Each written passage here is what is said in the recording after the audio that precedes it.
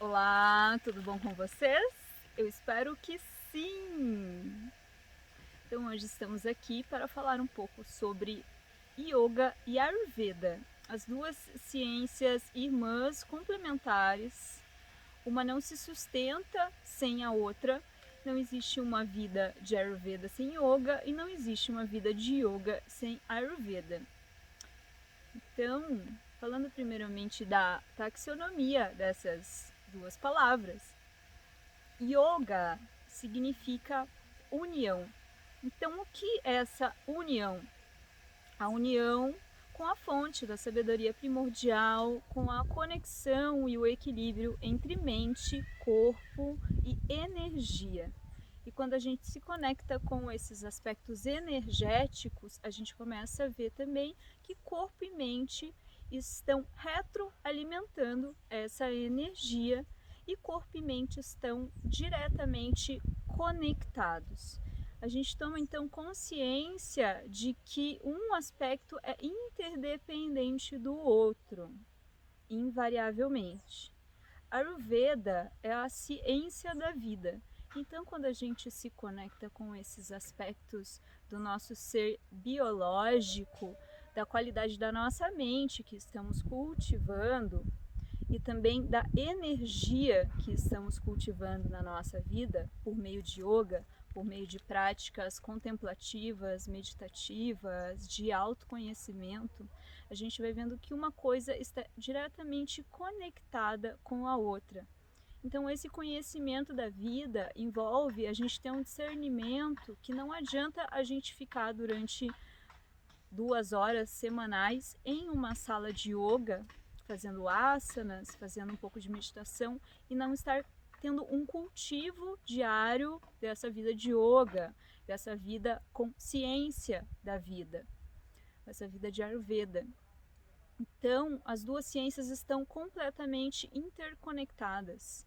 A gente pode estar numa prática vigorosa de asana, numa prática vigorosa de meditação, se a gente está com o nosso déficit de sono, quando a gente está com algum tipo de insônia, quando a gente está com algum tipo de distúrbio alimentar, quando a gente está com um tipo de dieta que está desenergizando a gente, essas práticas elas vão sim apaziguar todos os danos que a gente está causando dia após dia, mas a gente precisa de uma tomada de consciência para estar alterando de maneira geral tudo aquilo na nossa rotina que não está em conformidade com o yoga, com essa conexão de mente, de corpo e de energia.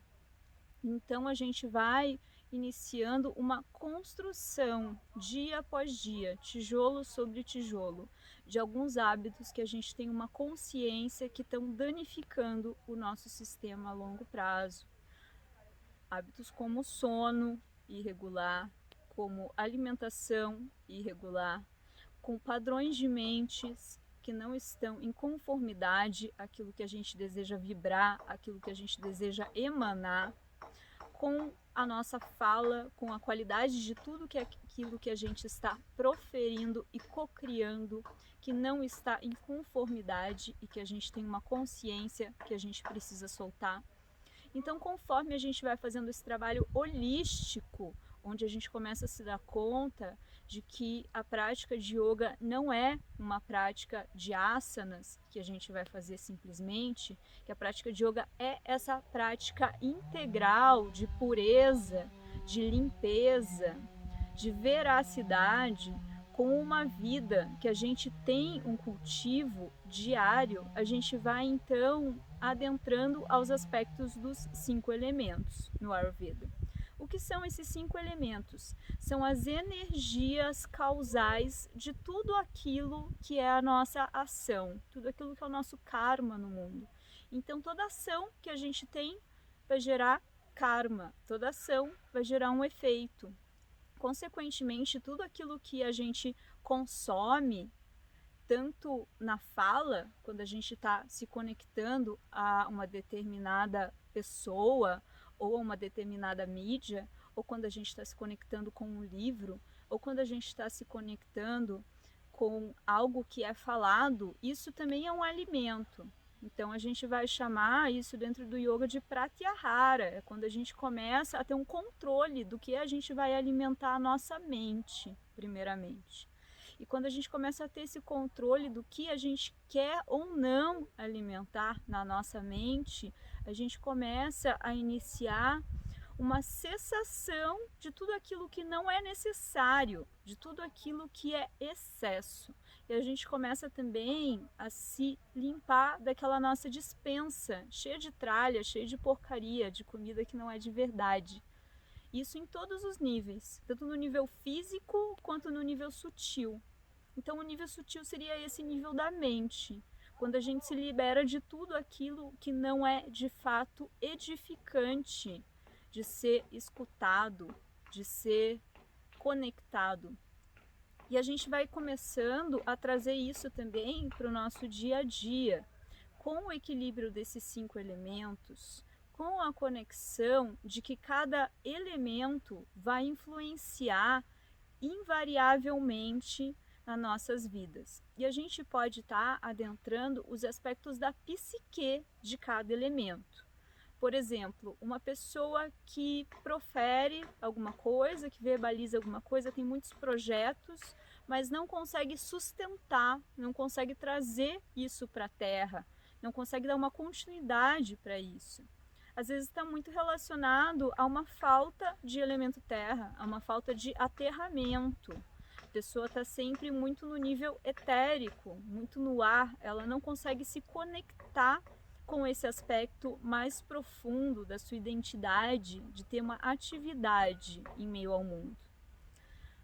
Ou quando a pessoa tem muita terra, e esse excesso de terra vai trazendo um torpor, vai trazendo uma estagnação para a vida da pessoa.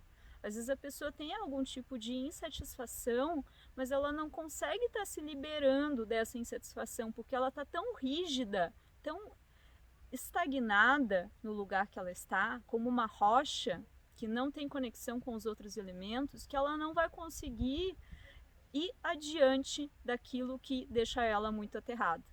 Não consegue mover os pés do chão. Então esses seriam os dois extremos que estão relacionados ao elemento terra. Os aspectos da água dentro da psique estão relacionados com as questões emocionais. Então a água faz tudo fluir, né?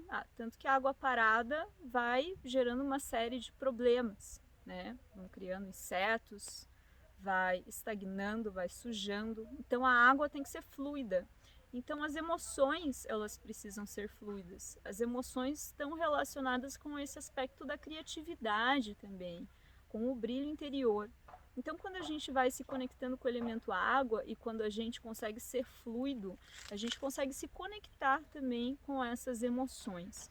Quando a gente não se conecta com essas emoções, a gente tem falta do elemento água, né? Muitas vezes pessoas que não conseguem chorar, pessoas que não conseguem fazer nenhuma demonstração de nenhum tipo de sentimento, seja ele de amor, seja ele de frustração, a pessoa guarda todo esse sentimento e consequentemente ela vai tendo ressentimentos, porque aquilo tudo fica armazenado na mente dela.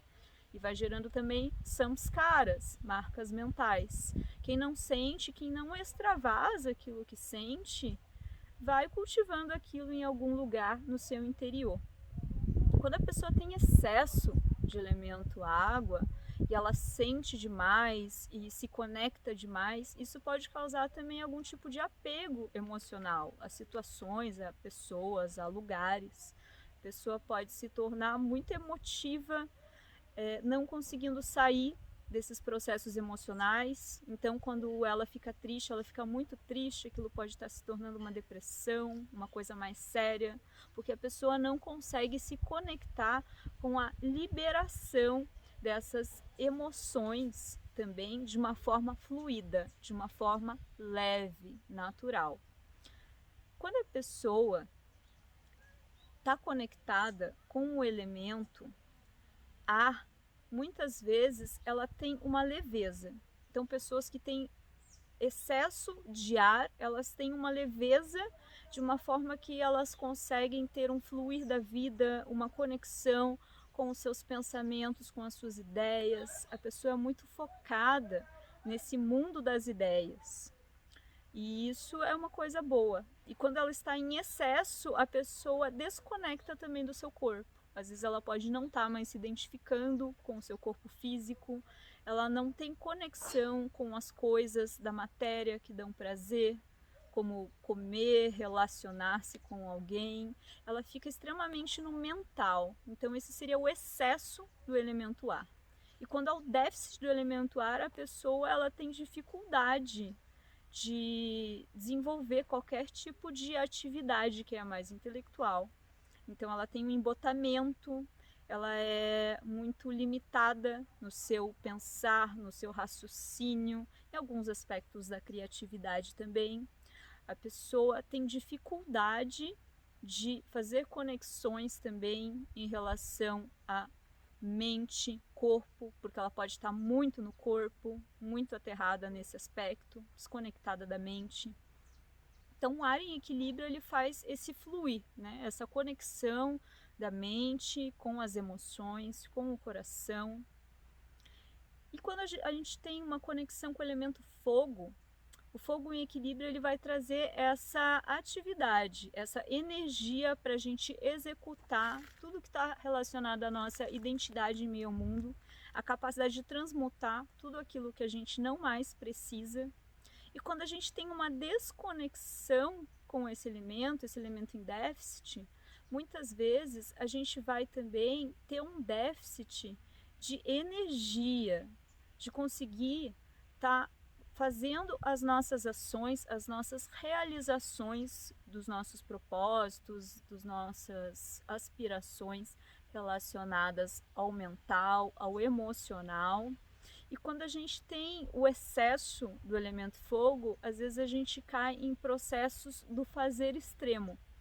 Então, quando a gente tem algum tipo de vício relacionado ao esporte físico, quando a gente tem algum tipo de vício relacionado a trabalho, quando a gente tem uma atividade que a gente fala, eu não consigo ficar sem fazer essa atividade, isso pode ser um excesso de elemento fogo.